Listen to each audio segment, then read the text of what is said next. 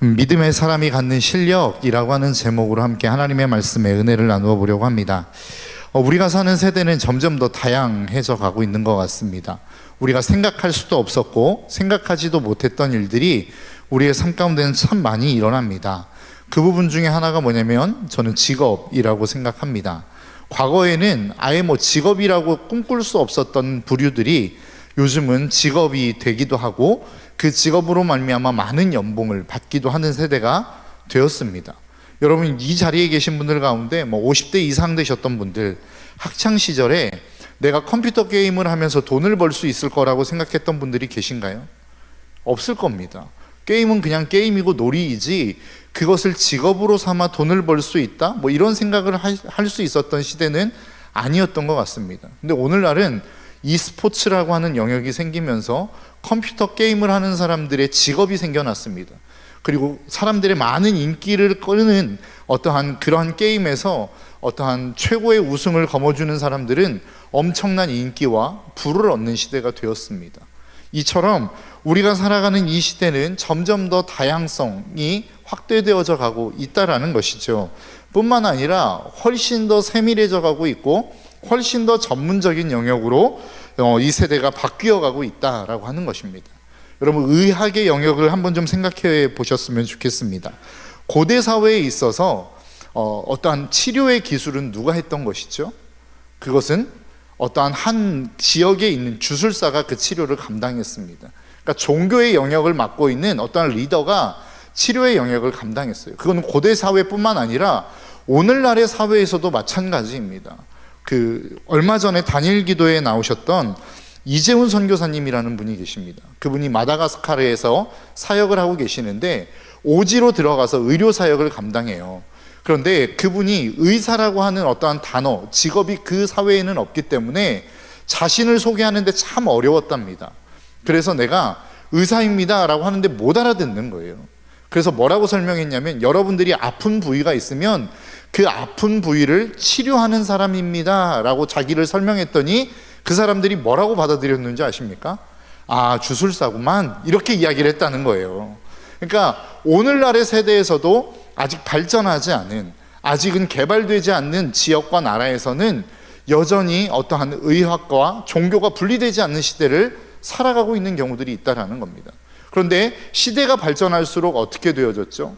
의사가 생기기 시작했고, 그리고 그 의사들 가운데서도 영역이 세분화되어지기 시작합니다. 똑같은 정형외과라 할지라도 어떠한 사람은 손가락을 잘 보고, 어떠한 사람은 무릎을 잘 보고, 어떠한 사람은 허리를 잘 보는 이러한 어떤 전문적인 영역, 훨씬 더 세분화되어지고 세밀화되어져 가는 그러한 시대 속에서 우리는 살아가고 있다라는 것입니다.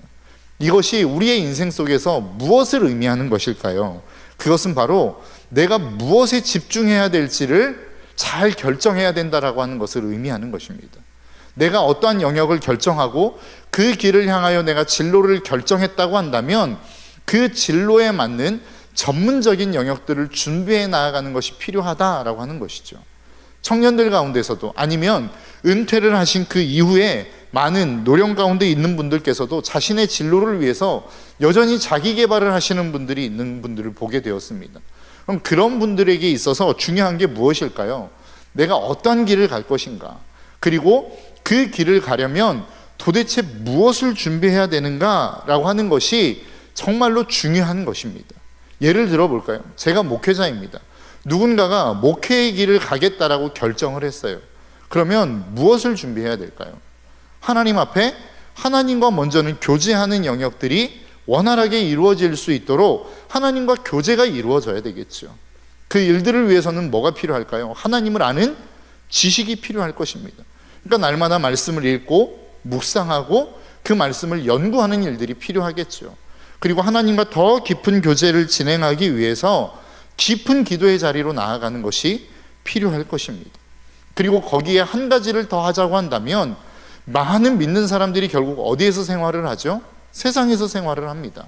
그러니까 그 세상의 사람들이 무엇을 생각하고 무엇을 중요시 하는지를 배우는 어떠한 인문학적인 소양을 쌓는 것도 중요하다고 생각합니다. 그러니까 목회자라고 한다면, 목회의 길을 준비한다고 한다면 내가 목회의 사역에 있어서 무엇이 필요한 줄 알고 그것들을 준비하는 일들이 필요하다라는 겁니다. 그런데 만일 내가 목회를 준비하는 사람인데 나는 야구를 좋아해. 그러니까 목회 말고 나는 야구를 좀 더 깊이 파봐야 되겠어. 그러면서 동영상을 보는데 맨날 야구에 관한 것만 보는 겁니다.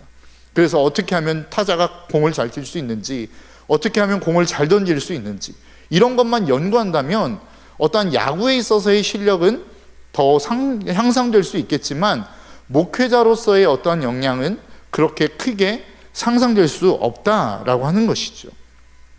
세상은 각자의 자리에서 필요한 사람을 세웁니다. 그리고 그 사람을 뽑죠. 그리고 그 사람에게 필요한 임무, 이 공동체가 그 사람을 뽑은 자리에 그 맡겨질 업무를 지시하고 그 업무를 감당할 수 있도록 합니다. 그리고 그 능력을 갖춘 사람을 뽑게 되어지죠. 그리고 그러한 능력을 갖춘 사람을 우리는 뭐라고 표현합니까? 실력을 갖춘 사람이라고 이야기합니다. 그러니까 내가 어떠한 업무를 맡기기 위해서 그 업무를 감당할 수 있을 만한 실력을 가진 사람들을 세상은 뽑고 그 자리에 세운다라는 거예요. 왜 실력 있는 사람이 중요할까요? 여러 가지의 측면에서 생각해 볼 수 있을 것 같습니다. 업무적인 입장에서 놓고 보자면 어떠한 실적을 내야 되겠죠. 또 운동선수의 입장에서 보자면 내가 운동을 통해서 승리를 얻기 위해서 실력이 필요할 것입니다. 가장이라고 하는 입장에서 놓고 보면 실력이 있어야 가정의 안정과 어떠한 먹고 살 수 있는 문제를 해결할 수 있기 때문에 실력이 필요한 것이죠. 기업의 입장에서 보자면 이윤을 추구해야 되기 때문에 실력이 필요한 것입니다. 의사의 입장에서 보자면 아픈 사람을 고쳐야 되기 때문에 실력이 필요한 것입니다. 그러니까 여러 가지의 이유 때문에 결국은 실력이 필요하지만 그 실력이 필요한 이유를 한 가지로 이야기하자고 한다면 안정과 어떠한 평안한 삶을 위해서, 다른 사람에 대하여 유익을 줄 수 있는 삶을 위해서 우리는 실력이 필요하다라고 이야기할 수 있을 것 같습니다. 그렇다고 한다면 우리 그리스도인들에게 있어서 진짜 어떠한 실력이 필요할까라고 하는 것입니다. 우리가 그리스도인으로 살아가는 데 있어서 하나님이 우리를 부르셨고 하나님이 우리 한 사람 한 사람들을 각자의 위치에 세우셨다고 한다면 그러면 그 그리스도인으로 살아가기 위해서 우리에게 필요한 실력은 도대체 무엇이냐라고 하는 것입니다. 오늘 본문 31절은 그 실력에 대해서 이렇게 이야기합니다. 그런즉 이 일에 대하여 우리가 무슨 말을 하리요? 만일 하나님이 우리를 위하시면 누가 우리를 대적하리요? 라고 이야기합니다. 하나님이 우리를 세우셨어요. 그리고 그 세우신 자리에서 우리는 우리의 삶을 살아갑니다. 그런데 그 삶을 살아가면서 여러 가지의 어려움을 겪죠. 그 어려움을 돌파해 나아갈 수 있는 능력이 무엇이라는 거예요? 우리 그리스도인에게 있어서는 하나님이라는 겁니다. 그러니까 하나님이 우리와 함께 하시면 도대체 누가 우리를 대적할 것이냐? 하나님이 우리와 함께 하심이 곧 우리의 능력이다라고 성경은 우리에게 말씀하고 있는 거예요. 여러분, 우리 성경에서도 놓고 보면, 그리고 우리가 이 땅을 살아가면서 늘 끊임없이 느끼는 것 중에 하나가 무엇입니까? 인생은 힘들다, 고달프다, 이런 것 아니겠습니까? 이제 한 40년 조금 더 산 저도 그런데 한 5, 60년, 70년, 80년을 살아오신 분들은 오죽하겠습니까? 그리고 성경의 인물들 가운데서도 끊임없이 하는 얘기가 뭐예요? 인생은 고달프다는 거 아니에요? 야곱이 뭐라고 이야기합니까? 바로 앞에 가서 내 나이가 130년인데 험악한 세월을 보냈습니다 라고 이야기하잖아요. 그러니까 130년이라고 하는 자신의 세월을 한마디로 요약하자면 뭐예요? 험악한 세월이라고 이야기하는 거예요. 그리고 시편에서도 똑같이 이야기하지 않습니까? 인생이 70이고 강건하면 80이라도 그 연한은 어떻다라는 거예요? 슬픔과 수고뿐이라는 겁니다. 그러니까 우리의 삶은 늘 고난이 있고 어려움이 있고 아픔이 있을 수밖에 없어요. 그런데 그 고난과 아픔 가운데 가장 큰 어려움이 무엇입니까? 바로 인간관계에서의 어려움입니다. 그러니까 모든 어려움, 일적인 어려움들은 견뎌낼 수 있어요. 마음이 맞는 사람과 함께 그 일들을 진행하다 보면 일은 언젠가는 끝날 때가 온다라는 거예요. 그런데 문제는 뭐예요? 인간관계는 그렇지 않습니다. 인간관계는 시간이 지난다고 해서 해결되는 것도 아니고, 인간관계는 세월이 그리고 일이 맞춰진다고 해서 회복되어지는 부분도 아니라는 거예요. 아주대 심리학과 교수로 지금 재직 중인 김경일 교수가 그런 이야기를 하더라고요. 인간에게 있어서 가장 피해야 될 악인이 세 부류가 있대요. 여러분들도 많이 들어보셨을 단어 중이라고 생각합니다. 첫 번째가 뭐냐면 사이코패스랍니다.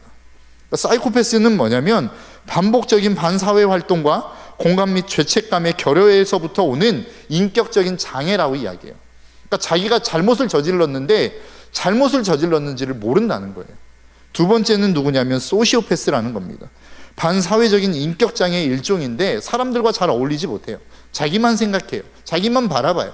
그러다 보니까 함께 어울릴 수 없는 사람들이 소시오패스라는 겁니다. 또 한 가지 마지막으로 나르시시스트라는 사람들이 있어요. 이것을 다른 말로 표현하면 뭐라고 이야기하냐면 자기애성 성격장애라고 이야기합니다. 그러니까 자기를 사랑하는 감정이 너무 강하니까 다른 사람들을 아예 그냥 밑으로 보는 겁니다. 그리고 자기의 마음대로 사는 거예요. 그러다 보니까 이런 부분들이 어떠한 사회적인 관계에 있어서의 어려움을 형성하게 만들더라라고 하는 거예요. 그런데 김경일 교수의 이야기로 놓고 보자면 우리가 일평생을 살아가면서 사이코패스를 만날 가능성은 거의 없답니다. 이런 사람을 만날 수 있는 확률은 별로 없다는 거예요. 그런데 소시오패스와 나르시시스트는 우리 주변에 널려 있다는 겁니다. 그러니까 자기를 중심적으로 생각하는 사람들이 많다 보니까 어때요? 나도 모르는 사이에 그런 사람들을 대하고 있고 관계를 맺고 있다는 거예요. 여러분, 그게 무엇을 의미하는 거예요? 우리의 인생에 있어서 분명히 누군가로 인하여 관계, 인간관계에 있어서의 어려움을 우리는 느낄 수밖에 없는 시대를 살아갈 수밖에 없다는 것을 의미한다는 거예요. 그러한 인생 속에 하나님이 우리의 해답이 되고 우리의 능력이 되어서 그 모든 것들을 해결해 주시는 하나님이다라고 이야기하는 거예요. 그래서 우리의 능력은 결국 누구라는 거예요? 하나님이다라고 성경은 말씀하고 있는 것입니다. 그런데 뭐 여기까지만 끝나면 참 좋을 것 같습니다. 문제는 뭐냐면 36절에 나옵니다. 기록된 바 우리가 종일 주를 위하여 죽임을 당하게 되며 도살당한 양같이 여김을 받았나이다 함과 같으니라 라고 이야기해요. 하나님이 우리의 능력이 되었어요. 하나님이 우리의 보호가 되었어요. 그래서 모든 대적으로부터 하나님이 우리를 건져주시겠대요. 그런데 그렇게 하나님이 건져주시는 결과물이 뭐냐는 거예요. 우리가 종일 도살당한 양과 같은 취급을 당한다는 거예요. 우리가 날마다 그렇게 망가지고 무너지고 힘들고 비참한 인생을 우리가 살게 되어진다라고 성경은 우리에게 말씀하고 있는 거예요. 여러분, 이게 무슨 승리입니까? 이게 무슨 능력입니까? 앞에서도 말씀드린 것처럼 우리 인생에 있어서의 무엇인가 능력을 기르고 실력을 갖추기 위한 것은 왜 그런 거예요? 내 삶이 조금 더 안정적이고 내 삶이 조금 더 편안해지고 내 삶이 조금 더 나은 삶을 위해서 우리는 실력을 갖추고 싶어 하는데, 하나님이 우리에게 말씀하시는 것, 내가 네 능력이 되어줄게, 내가 너의 실력이 되어줄게 라고 말씀하시면서 그 실력의 결과가 뭐냐면 도살당할 양과 같은 취급을 당하는 것, 이것이 우리가 맞이할 결과라고 성경은 우리에게 말씀하고 있는 것입니다. 여러분, 이렇다고 한다면 우리가 무슨 능력을 가질 필요가 뭐가 있겠습니까? 날마다 우리가 그 하나님의 능력으로 말미암아 새로워지는데, 그렇게 도살당할 양 같은 취급을 당할 거라고 한다면 우리가 그 능력 그냥 버리고 싶지 않겠어요? 사실 우리의 인생 가운데는 이러한 일들이 참 많이 일어나는 것 같습니다. 여러분, 우리가 이 땅을 살아가다 보면 참 억울한 일들을 많이 겪으시죠. 억울한 일을 겪으면 어떻게 해요? 보통 믿음의 사람들은 하나님 앞에 나아갑니다. 그래서 하나님 앞에 기도하죠. 그러면 여러분, 그 기도하는 가운데 하나님의 위로가 확 임하시던가요? 아멘 하시는데 감사합니다. 저는 사실 그렇지 않았거든요. 왜냐하면 저는 힘들고 어려울 때마다, 억울한 일을 겪을 때마다 하나님 앞에 나아가 기도하면 가장 먼저 떠오르는 말씀이 뭐예요? 네 형제와 함께 화목하고 와라, 막 이런 말씀이 떠오르는 거예요. 원수를 용서하지 않으면 하나님도 너희 죄를 용서하지 않는다, 막 이런 말씀이 떠오르는 거예요. 그러니까 이런 말씀을 들을 때마다, 이런 말씀이 생각날 때마다 내가 위로받고 싶어서 갔는데 결국은 하나님은 내 잘못이라고 이야기하시는 것 같은 거예요. 하나님은 네가 잘못했으니까 네가 화해해라 라고 이야기하시는 것 같은 거예요. 그러니까 늘 억울한 건 난데 하나님 앞에 가도 또 억울함들이 내 삶 가운데 주어지는 결과들을 얻게 되어지더라는 것이죠. 여러분들은 그런 경험이 없으십니까? 우리의 믿음의 사람들은 대부분의 이러한 어려움들을 저는 안고 살아간다고 생각합니다. 내가 억울한데 늘 하나님 앞에 가면 하나님 앞에 질타받는 느낌, 무엇인가 네가 용서하고 네가 잘못했다라고 말씀하시는 것과 같은 그러한 느낌들을 우리는 받게 되어진다라고 하는 것이에요. 그런데 이런 꼴을 당하는 우리의 삶을 놓고 사도 바울은 오늘 보면 37절에서 뭐라고 말씀하고 있냐면, 그러나 이 모든 일에 우리를 사랑하시는 이로 말미암아 우리가 넉넉히 이기느니라 라고 말씀하고 있어요. 이게 승리라는 거예요. 야, 네가 도살당할 양 같은 취급을 당하는데 그런 상황 속에서도 승리를 이야기할 수 있어 라고 이야기해요. 우리가 보통 이야기하는 승리는 어떤 것이 승리입니까? 다른 사람들보다 위에 있는 것, 다른 사람들보다 높은 위치에 올라가는 것, 다른 사람들을 내 발 아래 무릎 꿇게 하는 것을 우리는 승리라고 이야기해요. 그런데 우리는 도살당할 양과 같은 삶을 살아가고, 그럼에도 불구하고 우리는 무엇이라고 이야기합니까? 너는 넉넉하게 승리하는 삶을 살 수 있어 라고 이야기하는 거예요. 그러니까 이 내용을 놓고 보자면 우리의 승리는 환경과 상관없는 승리인 것입니다. 상황과 상관없는 승리인 것입니다. 하나님이 우리에게 주시겠다라고 말씀하고 있는 승리는 어떠한 승리냐? 조건의 영향을 받지 않는 승리라는 거예요. 그러면서 그 승리가 무엇인지에 대해서 오늘 본문 38절과 39절은 이렇게 이야기합니다.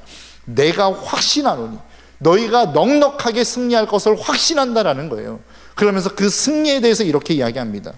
사망이나 생명이나 천사들이나 권세자들이나 현재일이나 장래일이나 능력이나 높음이나 깊음이나 다른 어떤 피조물이라도 우리를 우리 주 그리스도 예수 안에 있는 하나님의 사랑에서 끊을 수 없으리라.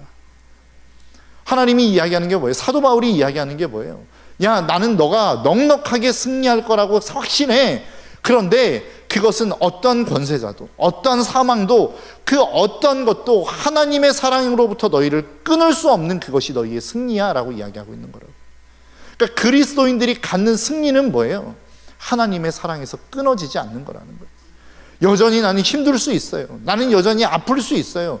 나는 여전히 억울할 수 있어요. 그런데 그리스도인의 승리는 뭐라는 거예요? 그 하나님의 사랑에서 끊어지지 않고 그 하나님의 사랑으로 충만한 삶을 살아가는 것, 그게 그리스도인의 승리라고 성경은 말씀하고 있는 거예요. 여러분들의 인생 속에 2024년을 시작하는 여러분들의 삶 속에 이 놀라운 승리가 저와 여러분들의 삶 가운데 있어지시기를 주님의 이름으로 축복합니다. 그리스도인의 승리는 우리의 환경으로부터 오는 게 아니에요. 우리의 상황으로부터 주어지는 게 아니란 말입니다. 우리의 인생 가운데 주어지는 어떠한 조건이 만족되었을 때 주어지는 승리가 아니라고 성경은 우리에게 말씀하고 있는 거예요. 너 하나님의 사랑 안에 붙어 있는 거야? 너 그런 상황 속에서도 여전히 하나님을 붙들고 있어? 그러면 너는 승리하고 있는 거야 라고 성경이 우리에게 말씀하고 있는 거라고. 그래서 우리가 하나님 앞에 날마다 기도하고 간구하며 부르짖어야 되는 건 뭡니까? 내가 하나님의 사랑에서 끊어지지 않게 하여 주옵소서. 제가 올 한 해 말씀을 뽑았는데요, 첫 번째로 딱 말씀을 뽑았는데 어떤 말씀이 나왔냐면 로마서 5장 8절의 말씀이 나왔습니다. 우리가 아직 죄인 되었을 때 그리스도께서 우리를 위하여 죽으심으로 하나님께서 우리에 대한 자기의 사랑을 확증하셨느니라. 이 말씀을 딱 뽑았는데 뭔가 좀 찝찝한 거예요. 뭔가 좀 약한 것 같은 거예요. 뭔가 막 내가 너로 축복하겠노라, 막 큰 민족을 이루겠노라, 막 이런 말씀을 좀 주시면 좋겠는데 그런 말씀이 안 나오더라고요. 그래서 하나를 더 뽑았습니다. 우리는 하나만 뽑으라고 말씀드렸는데 하나를 더 뽑아버렸어요. 무슨 말씀을 뽑았냐면 시편 119편 36절에서 37절의 말씀을 뽑았습니다. 무슨 말씀이냐면 내 마음을 주의 증거들에게 향하게 하시고 탐욕으로 향하지 말게 하소서. 내 눈을 돌이켜 허탄한 것을 보지 말게 하시고 주의 길에서 나를 사랑하게 하소서. 그러니까 뭔가 좀 더 축복을 받기 위해서 말씀을 뽑았는데 돌이키라는 말씀, 회개의 말씀 같은 거예요. 그러니까 참 찝찝했습니다. 별로 기분이 안 좋더라고요. 마지막 해를 보내면서 찝찝한 기분으로 마지막을 보내게 되었습니다. 그런데 하나님이 저에게 이 말씀에 대해서 깨닫게 하시는 부분들을 보게 되었어요. 첫 번째 말씀, 하나님이 정말로 우리에게 보여주신 그 하나님의 사랑의 확증, 그것은 내가 잘났었을 때가 아니라, 내가 괜찮은 삶을 살았을 때가 아니라 여전히 죄인 되었을 때 살아갔던 그 삶 속에 하나님은 하나님의 사랑을 확증해 주셨다는 거예요. 그렇다고 한다면 너의 인생 가운데서도 마찬가지라는 겁니다. 누군가가 사랑받기 합당한 조건을 갖추었기 때문에 네가 사랑하는 것이 아니라 너의 인생 속에 누군가가 너에게 유익이 되기 때문에 사랑하는 것이 아니라 하나님이 네가 죄인 되었을 때 그 사람을 사랑해 줬던 것처럼, 하나님이 너가 아무런 쓸모 없을 때, 하나님에게 그 어떤 유익도 없을 때 너를 사랑하셨던 것처럼 너도 그러한 사랑을 했으면 안 되겠니? 라고 하는 하나님의 말씀처럼 들려왔어요. 그리고 난 다음에 다시 뽑았던 그 말씀, 내 마음을 주의 증거들에게 향하게 하시고 그 하나님의 사랑, 그 하나님의 사랑이 진짜 네 삶 가운데 증거로 자리 잡고 있다고 한다면 다른 허탄한 것들 쫓지 말라는 거예요. 네 마음대로 살려고 하지 말라는 거예요. 네 뜻대로 살려고 하지 말라는 거예요. 그러면 어떻게 하겠다는 거예요? 주의 길에서 나를 살아나게 하는 역사를 보게 하시겠다는 거예요. 이것들을 하나님이 저에게 깨닫게 해주셨습니다. 그리고 오늘 말씀을 준비하면서 그 주의 길을 걸어가는 게 뭐라는 거예요? 사랑이라는 거예요. 그러니까 내가 이 땅 가운데 정말로 그 하나님의 사랑으로 충만해질 수만 있다면, 그 하나님이 부어주시는 그 사랑으로 내 삶을 하루하루 채워갈 수만 있다고 한다면 내 삶 속에서는 사랑이 보장되어져 있고, 그리고 그 삶에는 승리가 보장되어 있는 삶이다 라고 하나님이 저에게 말씀하시는 것 같았습니다. 저와 여러분들의 삶 속에서도 그러한 삶이 되시기를 바랍니다. 우리가 무엇인가 손해보는 것 같고 하나님의 말씀대로 살아가면 무엇인가 내가 승리할 수 없을 것과 같은 느낌들을 우리는 받으며 살아갑니다. 왜냐하면 하나님의 방식과 세상의 방식은 다르기 때문에 그렇습니다. 그래서 날마다 우리는 하나님의 말씀과 세상의 방식을 저울질하며 결국은 우리는 무엇을 선택해요? 하나님의 말씀이 아닌 세상을 선택해버리더라는 거예요. 그러니까 날마다 무너져요. 그러면서 뭐라고 이야기해요? 하나님 왜 나를 안 도와주십니까? 하나님 왜 나와 함께 하시지 않으십니까? 라고 우리는 하나님 앞에 불평하지 않더냐라고 하는 거예요. 그런데 꼭 기억하십시오. 우리가 주의 길을 걸어갈 때에만 비로소 우리는 살아날 수 있습니다. 우리는 그분이 우리에게 말씀하시는 허탄한 것을 쫓지 않고 하나님의 주의 길을 쫓아갈 때에만 비로소 우리가 살아날 수 있음을 저와 여러분들이 잊지 않으셨으면 좋겠습니다. 그래서 우리는 주의 길을 걸어가는 거예요. 그래서 우리는 그 주의 길을 향하여 나아가는 겁니다. 그 하나님의 능력으로, 그 하나님의 승리로 우리의 삶을 채우기 위해서 우리는 그 삶을 살아가는 거란 말이죠. 그렇다고 한다면 그것이 우리에게 주신 하나님의 능력이고 그것이 우리에게 주신 하나님의 어떠한 승리라고 한다면 그럼 우리는 어떠한 삶을 살아야 되느냐는 거예요. 우리가 한 해 동안 어떠한 길을 걸어가고 어떠한 삶을 살아내야 되느냐라고 성경은 우리에게 질문한 것 아니겠습니까? 어떻게 해야 될까요? 우리가 계속해서 여러분들에게 강조하는 것처럼 우리는 333 운동을 진행하고 있습니다. 우리가 하나님을 바라볼 수 있는 힘, 우리가 그 하나님의 사랑으로 우리의 삶을 덧입힐 수 있는 힘은 어디에서부터 와요? 하나님과의 교제에서부터 오는 것이죠. 여러분, 아무리 좋은 전자제품이 있다 할지라도 전기가 공급되지 않으면 그 전자제품은 고물에 불과한 것입니다. 우리의 인생도 마찬가지예요. 우리의 인생이 아무리 좋은 스펙을 가지고 있고 아무리 좋은 재능을 가지고 있다 할지라도 하나님과 연결되어 있지 않으면 우리의 원래 원재료가 뭐예요? 먼지입니다. 먼지일 뿐이에요. 우리는 대단한 사람이라고 생각하고 먼지들 가운데 네 먼지가 깨끗하니 내 먼지가 깨끗하니 라고 이야기할 수 있을지 모르겠지만 하나님의 입장에서 봤을 때 하나님과 연결되어지지 않은 인생은 모두가 다 먼지일 뿐이라는 겁니다. 저와 여러분들의 인생 속에 내가 정말로 하나님의 사람답게 하나님이 나를 부르신 그 부르심 앞에 실력자로 살아가기 위해서 필요한 게 뭐예요? 하나님을 바라보는 거란 말이에요. 그 하나님을 바라보며 나에게 늘 사랑을 공급해 주시는 주님, 여전히 내 환경은 힘들고 내 상황은 힘들고 내 조건은 최악인 것처럼 느껴지지만 그럼에도 불구하고 여전히 나와 함께하고 계시는 하나님, 그럼에도 불구하고 여전히 나에게 사랑한다라고 말씀하시는 그 하나님을 바라볼 수 있는 것이 그리스도인의 실력이란 말입니다. 그럼 그 실력을 갖게 하는 게 뭐예요? 말씀과 기도 아니겠습니까? 말씀과 기도 빼고 우리가 어떻게 하나님을 무엇으로 바라볼 수 있겠어요? 무엇으로 그 하나님을 기대할 수 있겠느냐라고 하는 거예요. 우리는 늘 하나님의 뜻을 따라 살아간다라고 이야기하고 그 뜻을 따라 살고 싶다라고 이야기하지만 기도가 없어요. 말씀이 없어요. 저는 하나님의 뜻을 따라 살고 싶습니다. 너를 향한 하나님의 뜻이 뭔데? 잘 모르겠는데요. 하나님의 뜻이 무엇인지 모르는데 어떻게 하나님의 뜻대로 살아갈까요? 그 뜻은 어디에 기록되어 있어요? 말씀에 기록되어 있어요. 그런데 날마다 우리는 말씀을 가까이 하지 않아요. 말씀을 읽지 않아요. 말씀을 읽는 것이 무엇인가 굉장히 힘든 것처럼 느껴집니다. 느껴지는 게 아니라 사실입니다. 힘듭니다. 사실 저도 힘들거든요. 말씀을 읽는 게 쉽지 않고 말씀 하루에 3장이라고 이야기하지만 계속해서 밀려가면서 막 한 번에 쭉 읽어버리는 일들도 참 많이 있습니다. 그래서 말씀을 읽는 것 자체가 참 쉽지 않은 것 같아요. 그런데 우리가 그것이 쉽지 않다고 해서 포기해서는 안 된다라는 겁니다. 왜요? 그게 우리가 살아날 수 있는 길이기 때문입니다. 그게 우리가 회복될 수 있는 길이기 때문에 그래요. 날마다 수없는 힘듦과 어려움 속에서 내가 다시 이 힘듦과 어려움들을 이길 수 있는 능력이 어디에서부터 와요? 하나님으로부터 오는데, 그 하나님으로부터 오는 힘은 결국은 말씀과 기도를 통해서 오더라는 거예요. 그러니까 우리의 인생 속에서 이 말씀과 기도 빼면 아무것도 아니라고요. 말씀과 기도 없는 신앙생활은 사탄이 두려워하지 않습니다. 무서워하지 않습니다. 하나님도 모르고 그 하나님으로부터 부어지는 능력도 없는 그리스도인들을 세상이 두려워하겠습니까? 세상이 거부하겠습니까? 혹시 이 자리에 나는 한 번도 믿음의 삶을 살아가면서 어려움이 없었어, 갈등이 없었어, 박해가 없었어 라고 하는 분들 계십니까? 죄송하지만 신앙생활을 잘못하시는 것일 수 있습니다. 여러분들이 정말로 여러분들의 삶의 자리로 돌아가서 말씀대로 살아보려고 몸부림쳐 보십시오. 쉽지 않습니다. 내가 이러려고 진짜 믿음 생활을 시작했나? 이러한 회의감이 들 정도로 말씀대로 살아가는 삶이 녹록치 않아요. 쉽지 않아요.